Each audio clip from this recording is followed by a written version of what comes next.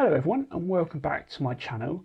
This is the third video where I'm trying to basically get decent images out of this plastic TLR that I built a few months ago. The first video in this series basically covered the build and I put a test roll through it and kind of discussed the results.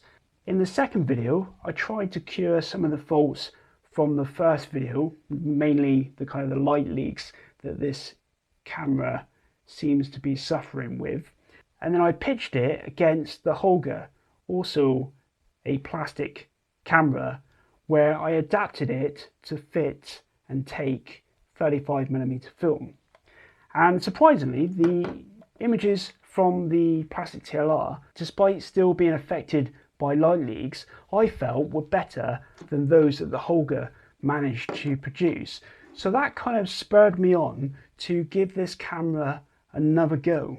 Yeah, so I think this potentially could be my last video with the plastic TLR if I can't kind of address the light leak issue.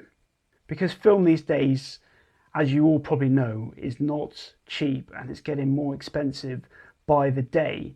And as such, I've decided, like I did when I used film in these two cameras, I used some expired film. I've also decided to use another roll from my expired collection, this time a roll of Ilford Delta 400. With this film, I've got no idea when it expired because it was kind of loose in the box that I received from someone who donated their kind of expired film to me. Ultimately, I just need to find out whether my latest activities with the tape have cured the problem, and hopefully expired film will still provide me with that answer. So I only made a couple more tweaks to this camera in terms of tape. I did a bit more research and people seem to kind of suggest that inside the viewfinder, I'll put some B-roll on, there's kind of an area where they believe the light was coming in basically. So I put some tape into that area, and then also, as you can see, I've put some tape onto the taking lens and also the viewfinder lens. And the idea being is I'll only take off the viewing lens when I'm composing the image, and then when I've lined up my shots, I will then just take off the taking lens, literally take the image, and then as soon as I've taken it, I'll put the tape back on before winding the film on.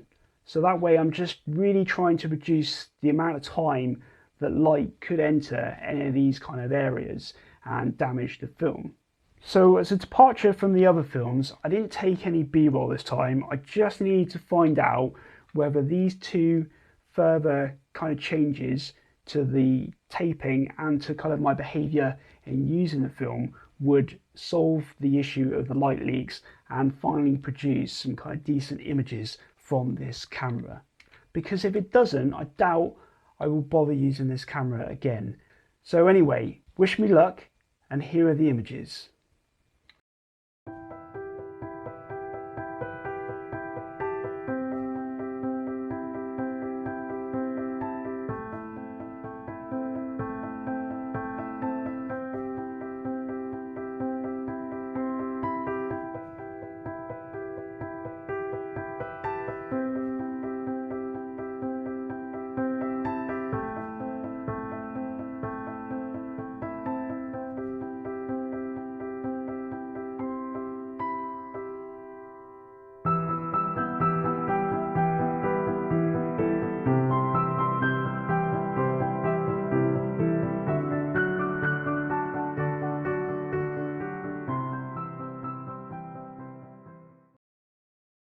So success! It looks like my light leak days with this camera are behind me. It produced some really good images, and certainly some that even might make it into my portfolio for this year. I had about 28, 29 exposures that came out. There was a slight issue which wasn't my fault and it wasn't the camera's fault or the developing fault. It was basically, unbeknownst to me, the previous owner had already partially used this film. Hence now why, when I first looked at the film, there was the number 14 marked on the end of the film. And I thought it was just there for kind of reference purposes, so he could file this away and then get it out when it was its turn, basically. But it turns out that he actually used the film for 14 exposures, and they have basically overlapped 14 of my images. So it's like an unintended multiple double exposure with those frames on the film. Yeah, so they're really crazy. I have had success in the past with multiple exposures, but obviously that's when I've kind of chosen the frames that I want to be merged into the negative. Whereas here I had no idea what was on there until I actually developed the film.